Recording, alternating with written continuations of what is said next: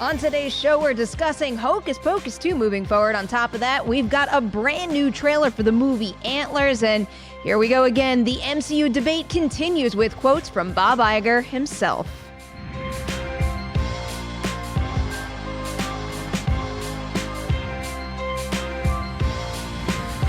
Welcome to your Thursday edition of Collider Movie Talk. We've got a big lineup for you today, and we're going to discuss a good deal of it with Jay Washington and Matt Donato. But first up, call sheet.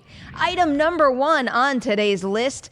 Yeah, we're going back to it, this MCU debate, because people keep talking about it. The latest in this actually comes from Bob Iger, and Iger's comments did get a little intense. According to Fast Company, Iger specifically addressed Francis Ford Coppola's previous comments where he said that Marvel movies are despicable. Here's what Iger said. But when Coppola uses the words, those films are despicable, I'd reserve the word despicable for someone who had committed mass murder.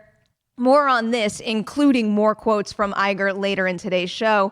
Now we're moving on over to that Antlers trailer. It's a Fox Searchlight and Walt Disney Pictures release, and it is a horror movie directed by Scott Cooper and produced, of course, by Guillermo del Toro. Kerry Russell leads this one as an Oregon teacher who discovers that a local boy is hiding a horrifying secret. Our thoughts on the trailer later in today's show. Now we've got a Jeff Snyder exclusive and one that makes me real happy. Jen D'Angelo, who served as a writer and co-producer on Workaholics, has been hired to write the script for Hocus Pocus 2, which is in the works at Disney+. Sources are saying that D'Angelo has been tasked with finding a way to bring back the original cast of Bette Midler, Sarah Jessica Parker, and Kathy Najimy. None are attached at this very moment, but the studio is apparently hopeful that they're going to get involved in this sequel in some capacity. Fingers crossed. All right, now we're moving on to 2 really cool stories over on Collider.com. This first one, Academy Award-winning screenwriter Christopher McQuarrie took to Twitter recently to deliver a very passionate thread of tweets giving advice for screenwriters looking to sell their scripts. There is just one potential problem with McQuarrie's advice, and as he puts it, you won't like the answer, but here it is. You're asking the wrong questions. It is a great read, and I highly recommend checking it out. You can do so after the show on Collider.com, and similarly on Collider.com, we want you to weigh in on this one because we just got a brand new poster for Clint Eastwood's Richard Jewell, and Dave Trumbort dubbed it a shoddy Photoshop job on Collider.com. We want to know your thoughts. Is this poster that bad? Tell us in the comments section below. And in more Collider.com goodness, Adam Chitwood joined us for a little segment to tease this epic series he's been working on. Check it out. All right, it is time to welcome Adam Chitwood back to Collider Movie Talk. Hey, Adam, how you doing? Good. How are you? I am doing well. I'm so happy to have you on the show because this is always a great opportunity to highlight some incredible work on Collider.com. And you in particular have quite the feature series that you just wrapped up. Can you tell us a little bit about why you're on Movie Talk today? Yeah, so I just ended How the MCU Was Made, which I launched in April, which is a series that I started. Each entry in the series went into a different MCU movie. It started with Iron Man, obviously, and kind of the making of the film and how it came together and the things that happened behind the scenes and what happened once it was released. As I said, it started in April, and I just posted the last entry last week, which was Spider-Man Far From Home. What inspired you to do this to yourself? I mean, I'm genuinely fascinated by behind-the-scenes stuff, but the MCU is the most consistently successful franchise going right now, and I kind of realized, I've been writing for Collider since 2010. The first Thor movie was the first Marvel movie to come out when I was working for Collider. So I've kind of been like, I very distinctly remember the entire Ant-Man process. I remember, it was like within a span of 3 days that Edgar Wright left. Adam McKay was going to direct it. Then within the same day, Adam McKay passed. And then they were going on to 3 other directors and then finding out why did Edgar Wright leave and what was going on with the script. So all of this stuff is still kind of fresh in my memory. And so it wasn't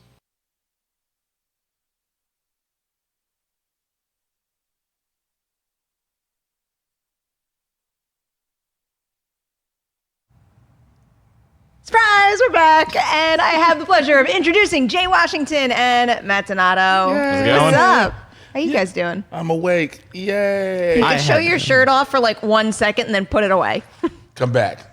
I had to watch The Gallows 2 and Countdown. Are you recently. okay? I'm not okay. Well, no, the I'm not Countdown okay. embargo has lifted. So It if has. anybody out there does plan on seeing Countdown this weekend, what would you say? If you are a teenager who's never watched a horror film before, you might find enjoyment with it. Extremely disappointing. It is. It's because I was really considering going to see it this weekend, strictly because this is kind of the last weekend before Halloween, and I expect to be able to see a new horror movie. But maybe I'm just going to skip that and stay home and watch something else. Yeah, I've been watching so much stuff on Shudder. They have a great curation going on right now. How about a Shudder recommendation then? Shudder recommendation? I've been doing all their slashics, they call them, the slasher films. Okay. I had a lot of fun with Slumber Party Massacre 1 and 2. Of course you 2 did. especially. Also The Mutilator. Also... I like how you perked up. I knew can't you were like, tell wait, what? why. Because I go back to those old, like, I love the fact Sleepaway Camp is on there. Yes. Oh, yeah. Sleepaway Camp is one of my favorites. That Chopping Mall is on Yes. there. I was like, let's do all. These are the ones I grew up on. Yes. So I'm like, I'm so in for them. You're speaking our language right now. Yes, I like know. this. I'm a horror movie dude. I love horror movies. You're on the right panel then. So, damn it, let's do horror. Speaking of which, our first story is about a Halloween classic, or at least it's a classic in my book. It's a classic to many. Yeah, it really, I would say it is. I like to not make assumptions about everybody out there, but I feel like that's a safe one. Hocus Pocus is getting a sequel. It's moving forward. We've heard rumblings about this before, but our own Jeff Snyder has the exclusive on it that they're moving forward. They hired a writer, and that the plan is to make it a sequel with some of the original cast, specifically the wonderful ladies you just saw on the screen for a hot second.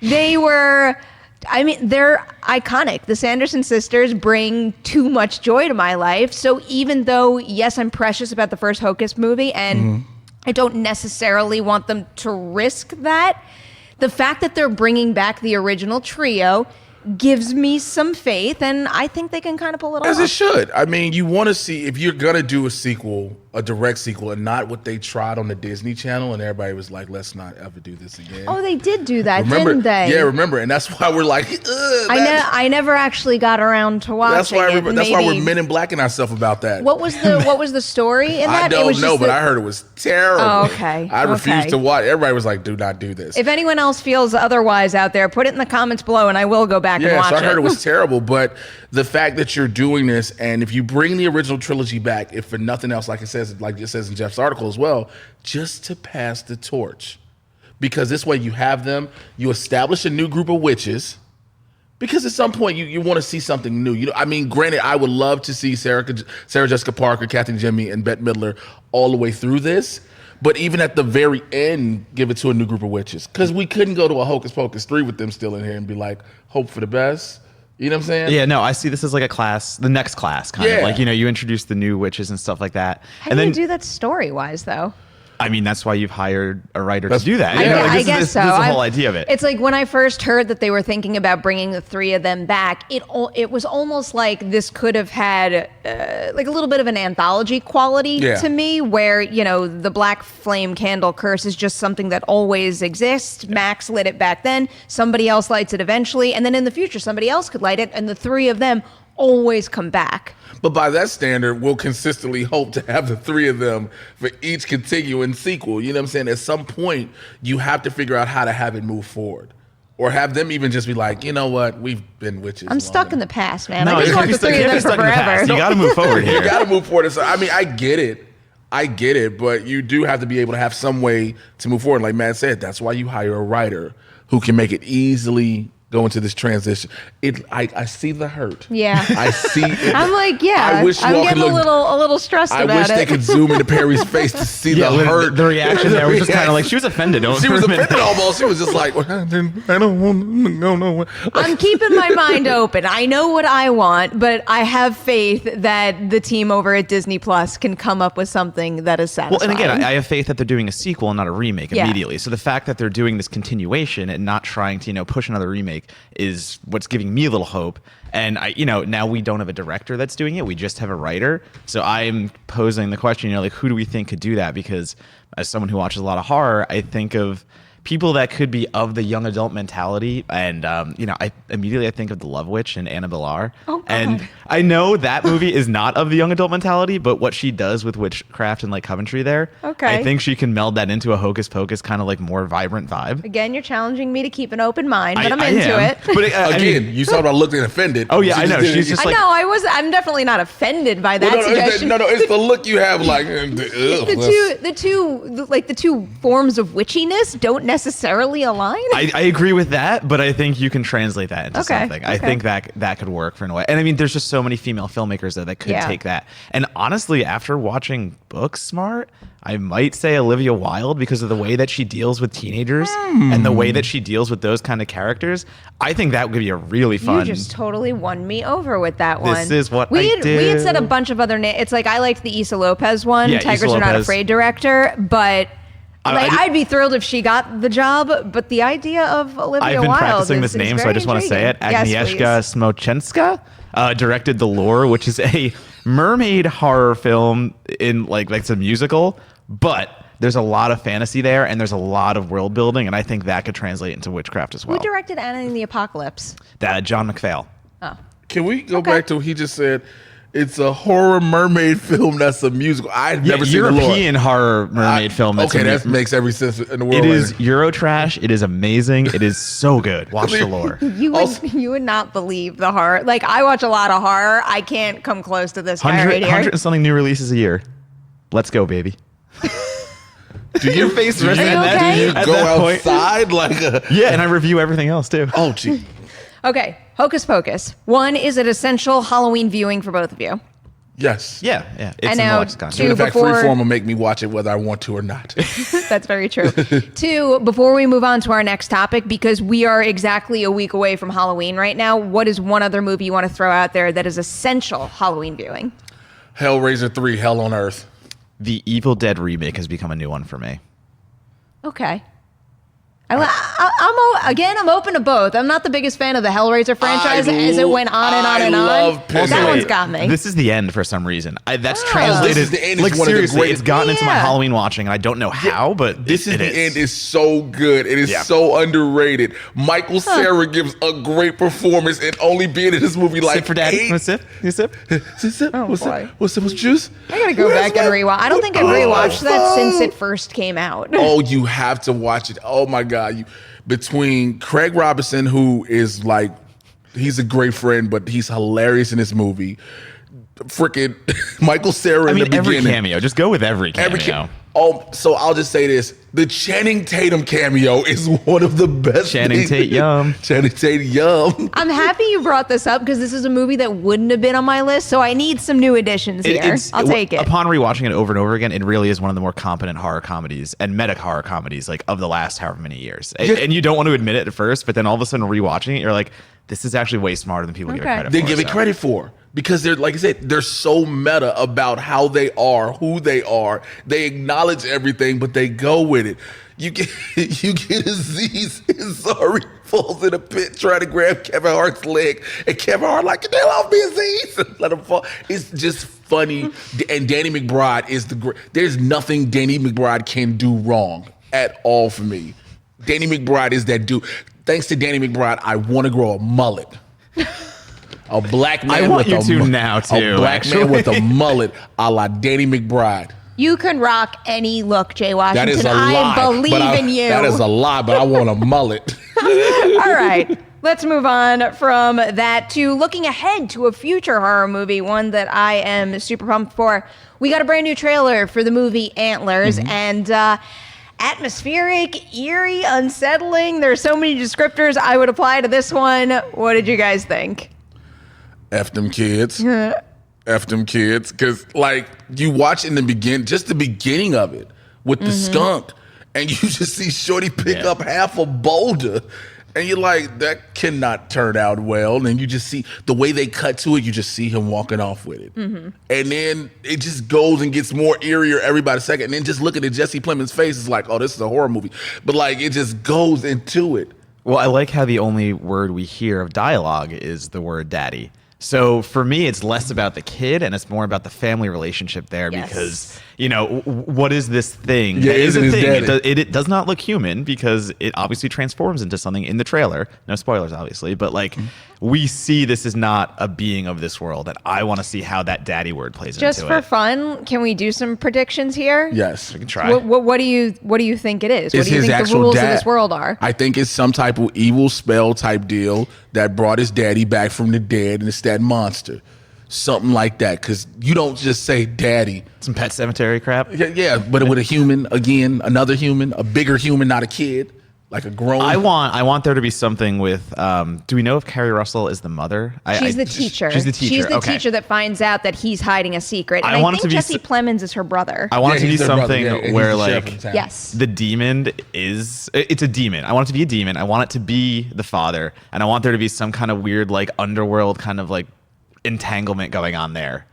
See, so you guys think that the little boy is legitimately the son of Yes. this creature I want individual? it to be. If we're Okay. making predictions, I want it to Yeah. be. I think want I'm that. going the opposite route because I think it makes it even creepier if maybe this kid came across this creature and then looks at it like daddy and to take care of it. I feel like that makes it even creepier. Well, I mean, there's a big sell for me is like, I don't know if you know this about me, but I'm a sucker for movies that have any shot where someone lights a red flare. I swear, I swear when that stuff started to happen, I exactly. thought Yep. immediately of Yeah, you. Donato Reds. I love that crap. So like the minute I saw that happen in the trailer, I was sold on it. I have a whole thread of just movies like with scenes like that going on right I now. know Like, you do, and now it's- you can add this to that. I mean, it does look really stunning, and I love do it. think one of the things that the promotional campaign for this is doing really well so far is atmosphere, and that seems to be a key component Yeah. of the movie. And I would say that's an important part of a whole bunch of Scott Cooper movies. But Yeah. I want to know what you guys think of the creatives involved in this, because everybody out there knows I'm a huge Guillermo del Toro fan. So the second I heard he was producing this, I was super excited. But admittedly, when it comes to Scott Cooper directed movies, it's hit or miss for me. I don't necessarily think any of his movies are just flat out bad, but there's a good deal of them that are not for me. I mean, I'm going to say the dude does tension well. So Scott Yeah. Cooper, what he does, you look at Hostels is a Western, and he still is able to drag the tension out of the furnace too, tension out the wazoo. So it's like, that's what's going to translate into horror for me. I know Black Mass wasn't great and stuff like that, but when you team him up with Guillermo del Toro, and if Guys, del it's Toro Riley is that here. Let me involved tell in you- producing and he has that much of a hand in it, I think we're in store for something that could really be like a powder keg of tension here. The one that really didn't click for me was actually Out of the Furnace. Really? Like I Okay. wonder if it was a matter, because I've only seen it once. I wonder if it was a matter of, I don't know, the time of day, the mood I was in, whatever was happening in my life. So I wonder if it's worth a revisit. Do you like it? I mean, it's on the lesser scale for me. Like Okay, Hostels is okay. my favorite. If you haven't seen that, I did think that's- I did think Hostels was quite good. So I think he can translate his signatures and talents into horror. It's not that he's going to fail doing that. I think what he set himself up as a director, he hasn't approached horror yet. But when you're working with Guillermo del Toro, it's probably hard to mess that up. And Nick Antosca. Yeah, that's right. Sorry. And Nick Antosca, Channel Zero. I don't care how many times I've said this, I am just so broken up about the end of Channel Zero Yeah. that nobody is continuing that show is Well, just an absolute crime. Is he not working with Mancini on the Child's Play TV show? Was that something that was? I'm pretty sure Ancosta's working with him on that too. So we'll get more. I'm happy for anything that he gets to work on, but Channel Zero. No, Channel Zero was something. I was about to throw something else under the bus, which I'm hesitant to do, and No, be like, do it, Perry. that should. Come Throw on. it under the bus. Well, all right. Don't parry yourself here. But I don't fully mean it. I was No, going to no, no, bring don't up you American speak- Horror. I was going to bring up American Horror Story Yeah, because that's I yep. think that is a subpar horror anthology compared to Channel Zero. But at the same time, admittedly, if you told me tomorrow that American Horror Story was coming to an end, but Channel Zero was coming back, I would probably still feel conflicted and upset. That's Understandable. why I pulled back. All right. What do you think of the creative team in this one? I'm not too familiar with Scott Cooper, but you tell me Guillermo del Toro is doing something Yes. that looks like producing something that looks like that. That means he gives his eye. He knows that this is Cooper's directorial. This is his vision, but he gives his insight. How about we go here with it? What about this? He gives suggestions that help bring out that horror element. And what we're seeing so far in this trailer seems like that. That is one of my favorite things about Guillermo, not just the movies that he directs on his own, but I love how he kind of uses all of the clout he's built up for himself in the industry to, help other filmmakers out there make their projects. I was going to say Tigers Not Afraid recently. We him talked doing about that. Yeah. We talked about that. Was like, oh yeah. Whoa, okay. But he latched onto that immediately. He was never going to let that die or go into the fade away. He latched onto that. He brought that up during his Hollywood Walk of Fame star. He brought up Tigers Not Afraid being like, this is cultural horror. This is what we need to be supporting. So just like you said, and just like how Jordan Peele is doing for certain representation in horror, and he's building everybody. He's picking creators up and producing their films. Del Toro is doing the same, and it's really exciting. Bringing up Jordan Peele also makes me think of this question. Yeah. Do you guys think that Antlers could wind up being next year's, Get Out, Us, or A Quiet Place?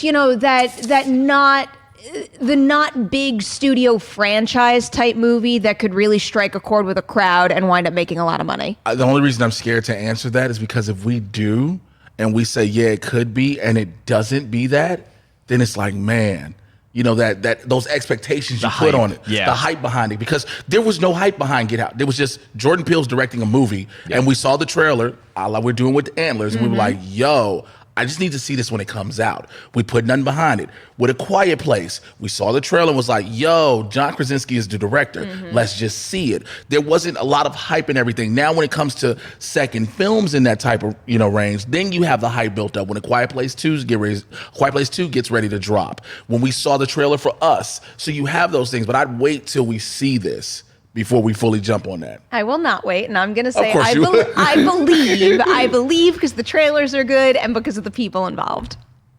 I don't know if I can jump into it either. That's the All other right, thing it's too. fair, I it's fair. can't say it's on that level because Yeah. I also think there are films better than those this year. And Us this year was it was fine. What was your favorite horror movie of the year so far? This year? Climax, hands down. All right. It's good. Jay, I'm with you.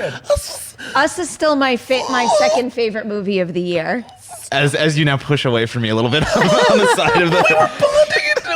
We don't have to agree No, I'm on sorry. everything. I don't mean to It's downplay fine. that. I just wouldn't put it at the top of my It's list all right good. now. It's all good. Climax is a very good entry to have at the top of your Climax, list. Tigers It's Not very Afraid, impressive. The Endless right now. So. All right. Before we move into our promos for what you have to look forward to on Collider Video, I got to tell you about a really cool thing. So we're doing a special screening of the new Apple Series C, and this is going to be an IMAX screening of the pilot with a Q&A with director Francis Lawrence, and you're able to win tickets if you're in the LA area. All the information to do that is on Collider.com, so if you want to win, make sure to check that out.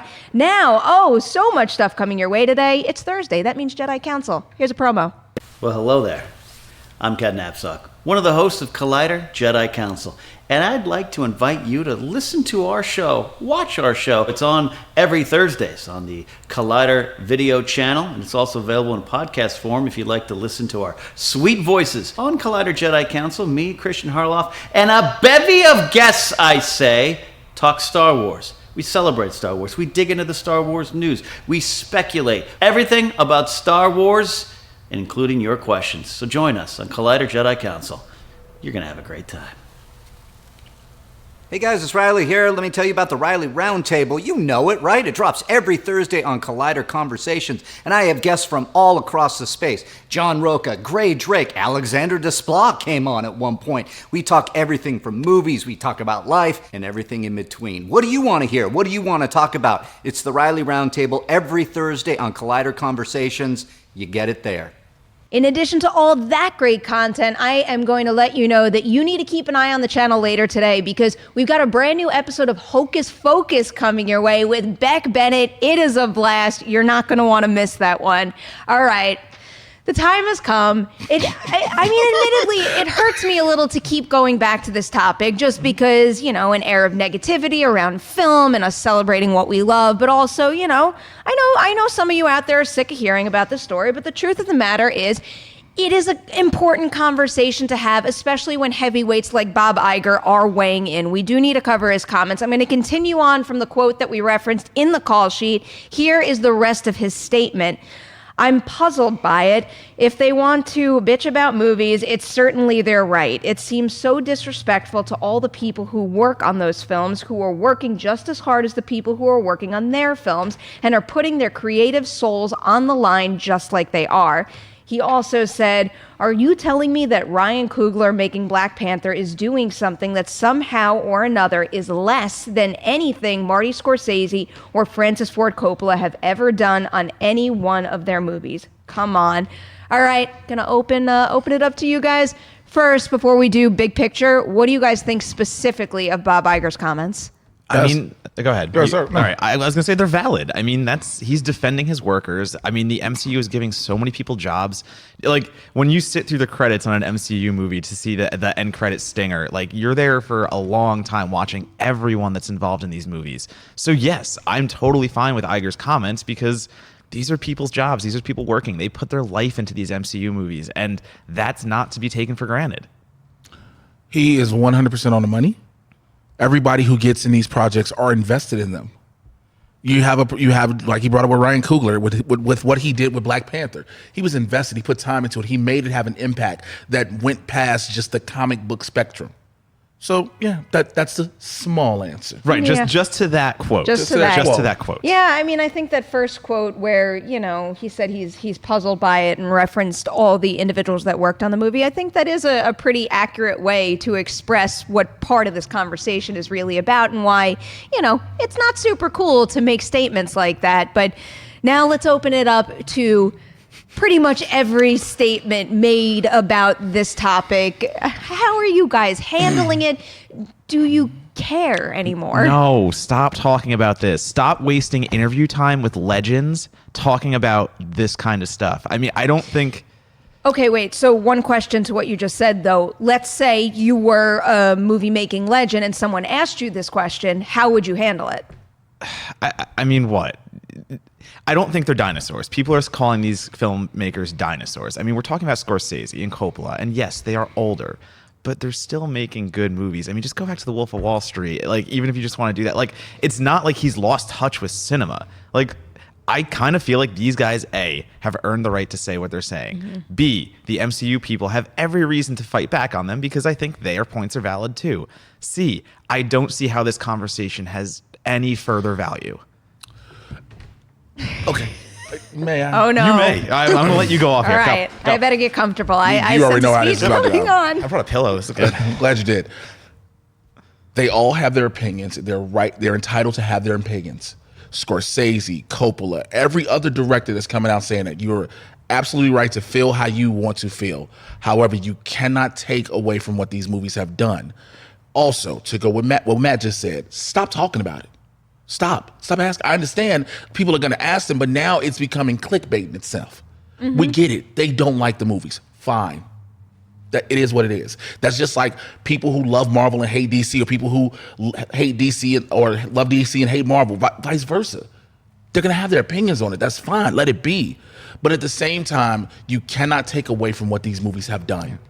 These movies, just because they're comic book based, are different type of movies. Again, I brought this up before we went on air. Thor is a Shakespearean play. No matter how people feel about it, it's a completely different thing. Like, you're looking like, oh, it's a comic book movie, but the way Kenneth Branagh brought it, it's a play.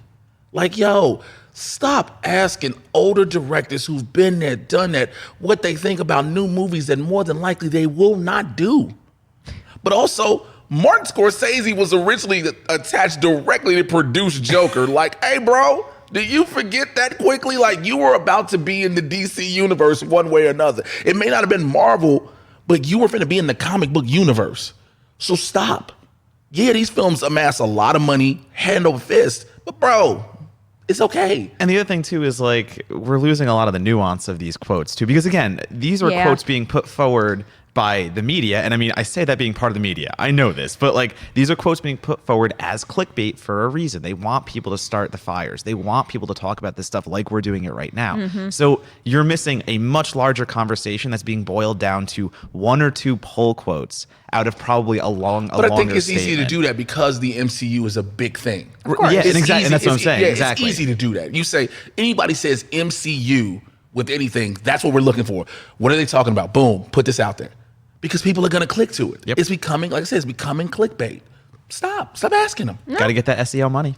I mean, like it's just a reality. And the other thing too is like I've dedicated a lot of my life to horror and watching horror and stuff like that. And it's like, how many times a day do I have to hear that horror is not a real genre and I horror brought up movies the aren't same and horror movies example aren't something that should yesterday. be appreciated on the same level. But you know what? That has not deterred my love of horror Yeah. in any reason because it I means think something to that's- me and I don't care what anyone else says. I think that's why I get sensitive about these quotes is because I'm with you. I'm not ever going to let somebody tell like okay, here's an example. Admittedly, does it make me sad when I review something and someone out there puts in the comments, "Oh, she's the one who liked Power Rangers. Her opinions are crap." Yeah, that makes me feel a little bad, but is that ever going to make me stop loving that Power Rangers movie?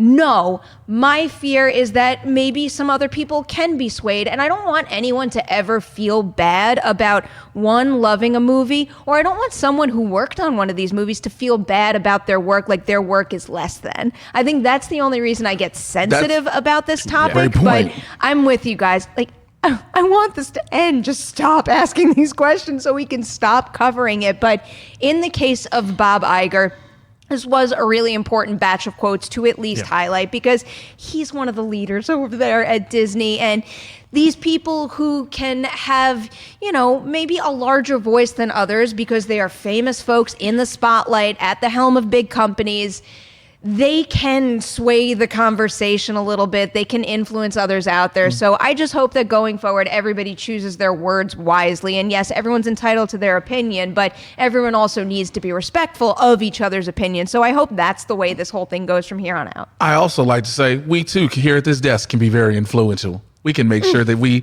sway your opinion sometimes. If you want to like a movie with us, like it. If you want to be like Perry and love the Power Rangers movie, love it. Krispy Kreme donuts are amazing, even though I can't eat them. Now, but no, it's just, like I said, we just got to stop talking about it. But also, it's because there is no Marvel movie around. There's no Marvel movie around right now. We don't have one coming till what, March, April, whenever Internals is about to drop? Black Widow. Black Widow, yeah. When Black Widow drops. So we don't have anything for a while. Look, The Irishman is about to come out to everybody. It's about to drop on Netflix. Let everybody make their opinions on that. I don't want anybody going into The Irishman now because of all this going, well, that was just trash, because now they're biased off of what he's been saying against Marvel. Like, no, if you're going to watch The Irishman and like The Irishman, then like The Irishman for what it is. But just like you can like Marvel movies, you can like DC movies, you can like any other type of film, you can like horror movies. I love the Hellraiser franchise, except the ones they tried to remake for TV, which were terrible. Also, I like Jason until they went to Jason X, because there's no reason Jason should be in space. Yes, there is. No, Every reason. Jason X is fun. Jason fought an android in space. I just need you to say that out loud again. Jason fought an android in space. What is wrong with I that? feel like that was the worst person to yeah, just you make are that man you are laugh. in the wrong crowd. Right Oh, yeah, I'm here. not going to. Yeah, no. You All know. right, wait. Before we wrap up this conversation, I'm going to say it. Hopefully, this is the last time we talk about the whole MCU auteur director debate. won't be, but though. it's not going to be. And I'm sorry, guys, but we're always going to try to add to the conversation. And right now, I want to kind of try to add to it in a positive way. Oh, I got a positive one. Is there anything about what's happening now that you think could lead to positive change, or is there any silver lining to what we're discussing right now? You're going to have fans of Scorsese, Coppola, all those movies who never would watch a Marvel movie, probably check one or two out to see why they feel like, these big directors that they idolize, they are fans of, feel like it's not cinematic. I would believe that. They might, and it's not saying they'll go into the entire MCU, but they may check out one or two just to be like, let me see. Also, check out Chirac on Amazon. Thank you.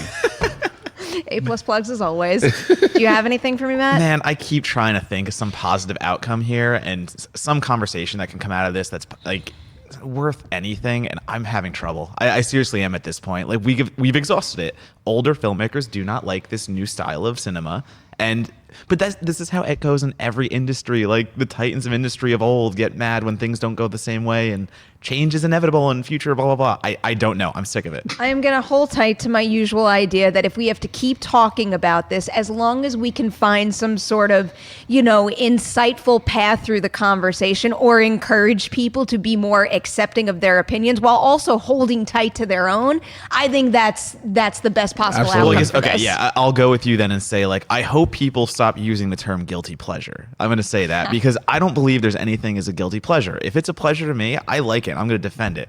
Is The Gallows a terrible movie to everyone else? Yes. Am I standing The Gallows on Twitter almost every day? Not The Gallows 2, by the way, but just The Gallows? Yes, because that's not guilty to me. I like something. So yeah, I'm never going to let somebody else's hatred or disapproval kind of kill my vibe. I'll watch The Hateful Eight on repeat, and a lot of people can't stand that movie. It's not a guilty pleasure to me. I'll tell you, I'll put on the extended version at night so I can go to sleep comfortably because I like to hear Kurt Russell do his best foghorn leghorn voice almost.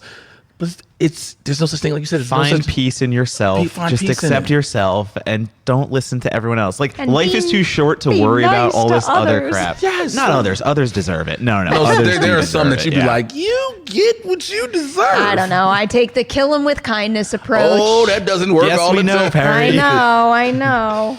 Hey, what else do I?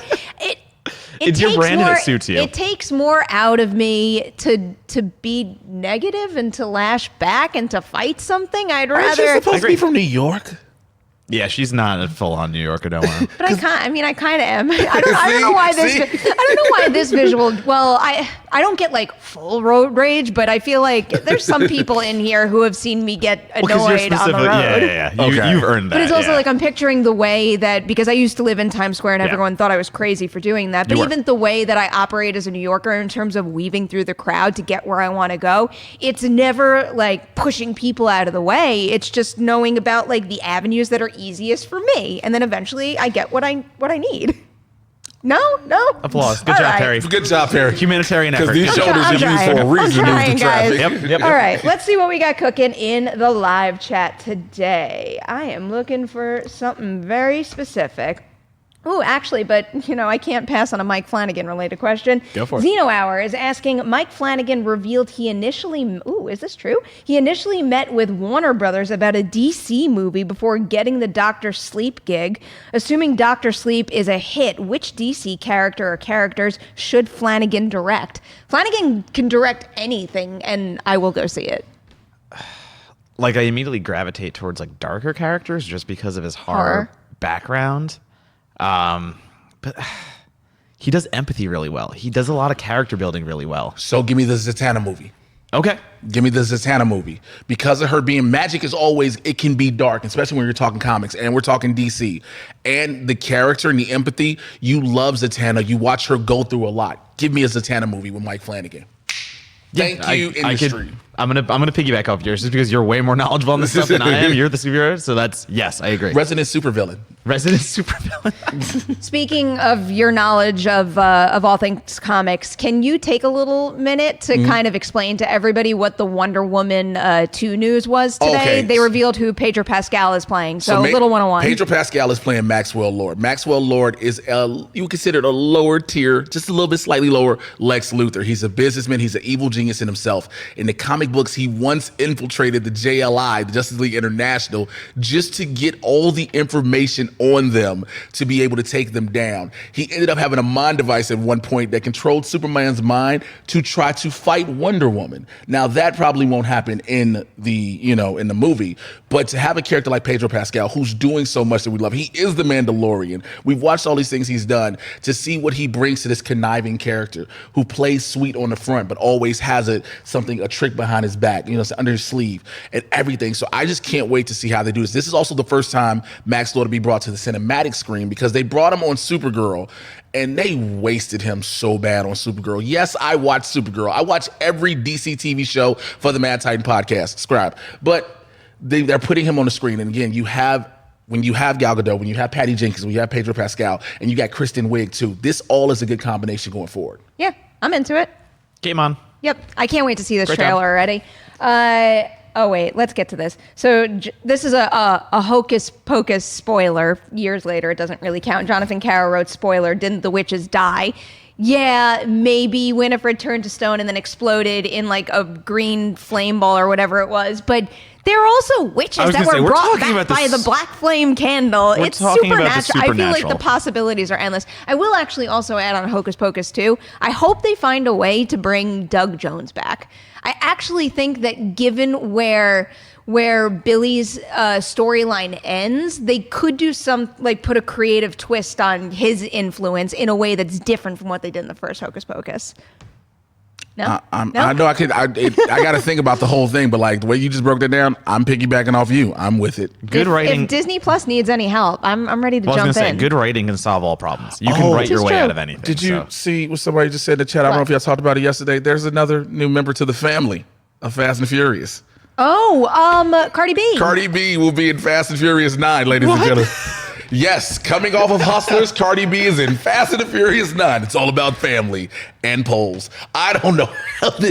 I just want to see Cardi B snap out in Cardi B fashion, driving a car real fast. That's all. I feel like I'm Mark Ellis at this moment. I just want to see Cardi B behind the wheel of a car, jumping over the Grand Canyon like, just doing something. It's got to happen in this movie. That's all I want to go see this for. I don't even care if Vin Diesel's in the movie anymore. All right. Are you into Cardi B and Fast and Furious? Indifferent, I guess. Yeah. I don't. Sure. Why not? Let's just add everyone. She didn't have the biggest role in Hustlers. I was wondering if Hustlers would make me believe in her being in movies. I'm more intrigued in the whole let's get Keanu Reeves in the Fast and Furious. That's where I'm at. Like Cardi B, great. She'll be a supporting character. Keanu Reeves is going to kick some butt. All right. Let's get a Halloween question in the mix here from Bruce Crawford. Is there a certain film that you wished would be made as a Halloween theme film?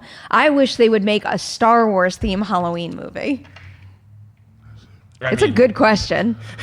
Can we stay in Fast and Furious world? Yeah, Fast and Furious Halloween heist. I think that's a great example. And why don't we get... So we have so many Christmas specials. Why aren't there more? Version? I mean, I'm sure there are some that aren't coming to mind right now, but we need more Halloween-themed events.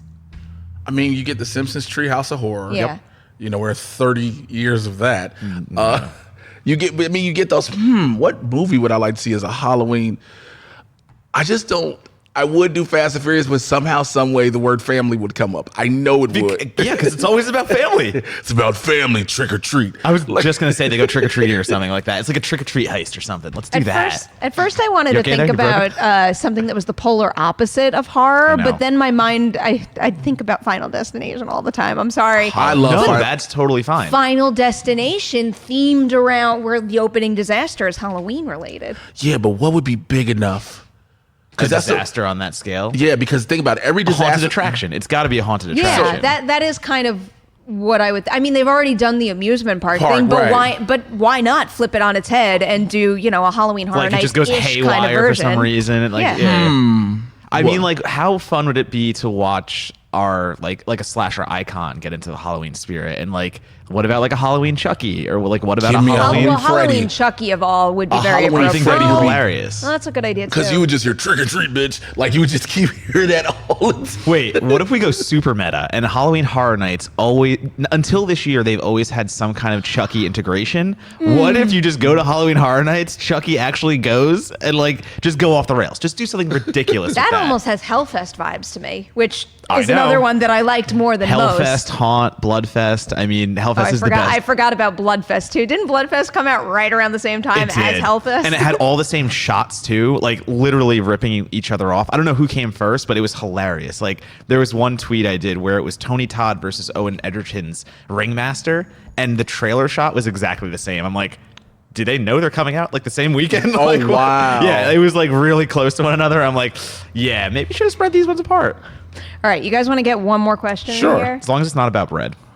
Oh, yeah. It's very difficult because Dorian is still flooding the thing with bread. He slides them in. How about this one here? Rick Zamoris wants to know, what are your predictions on the Wonder Woman 1984 trailer? So we are expected to get it, I believe, at the beginning of December, or it's premiering at a convention then, but who knows when we're going to get it online, even though the assumption could be immediately after they present it there. I don't know why they didn't drop it in New York Comic Con. I probably wasn't ready. because that was my original assumption once they didn't do it at San Diego, when I heard none of DC would be there. So I was like, oh, we're getting it at New York, but we didn't. We're going to see the closing shot be Steve Trevor no matter what.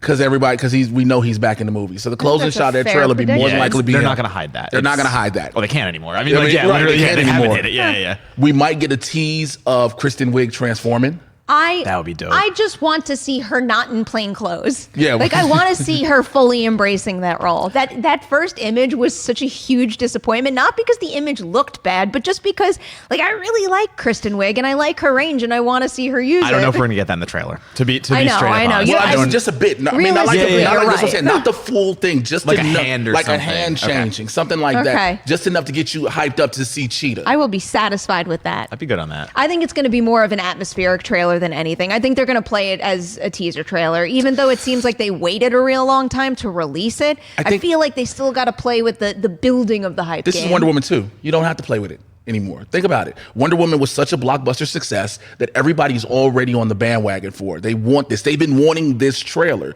There's no need to tease it. Kind of sort of like how Kathy Yan did it with Birds of Prey. They just gave it to you. But they didn't. But they that, didn't. that, They trailer, didn't. that trailer was all Margot Robbie. That leaves is true. that leaves That the is door true. open from just Yeah. a creative Yeah, and you're a right. My story apologies. And I was perspective gonna for say, them just to look go at for the other superhero ones. trailers to date. I mean, just along the whole way, like we get teaser trailers that are like 2 minutes anyway. So it's like, Which I hate that we they're like, talk here's the about first that, teaser Gary. trailer. Yeah. It's 5 minutes and has all the story in it. Like, no, that's not a teaser. A teaser's 20 seconds in and out. That's like, a plot summary you just gave us. yeah, right? exactly. Yeah. But they could even do that maybe with this first Wonder Woman trailer, where they could take the Birds of Prey approach and maybe just focus on Diana. Okay. Like, just keep the focus on her with maybe the little stinger of Steve Trevor at the end. Okay. But I don't know. We'll see. Well, I'm we'll eager see to what Patty it. did. If Patty, if you're watching this, hopefully you take this advice.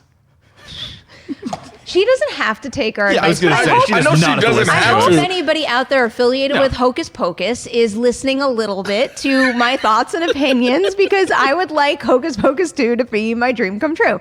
All right. Goodbye, guys. Thank you so much. I get out of here. Just literally Thank you get so the much hell for out. waking up early, Jay. I know you have all these like wonderful things ahead of you. Yeah, I'll be over on Collider Live in about 15 minutes, so I'm just gonna jump from here to run to the bathroom and go to another studio. Yeah. Yeah. And I'm gonna go back to work. and we're going to have you back on Movie Talk real soon. If you Better. guys want any Halloween viewing advice, seriously, follow that guy on Twitter, because endless suggestions there. What's your Twitter handle, Matt? At Donato Bomb, and also little Wolf Cop love here. Yeah. So another one on I Shudder. Go just see Wolf watched Cop. that. Man, I just watched that on Get that Wolf Hulu Cop the in. other day. I cried laughing the first time he changes because of how he does it. I said, oh. one of the best werewolf transformations in the last how many years? I'm gonna. Yep.